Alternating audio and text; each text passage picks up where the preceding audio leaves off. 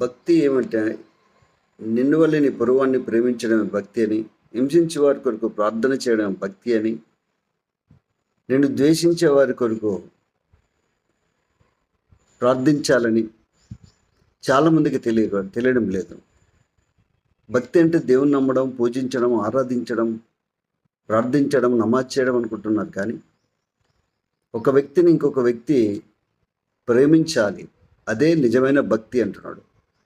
బీదలను, విధవరాండ్రను వారి పేదరికంలో ఆదరించడం, సంరక్షించడం అనేది భక్తి అంటున్నాడు దేవుడు. నీ ఆహారం ఆకలిగొన్న వారికి పెట్టడమే భక్తి అంటున్నాడు.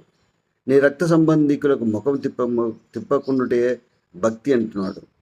ఇది ఏవి చేయనటువంటి వాళ్ళు పూజలు, పునస్కారాలు, నమాజులు, ప్రార్థనలు చేయడం అనేది వృధా ప్రయాస అన్న సంగతి తెలుసుకోవాలి.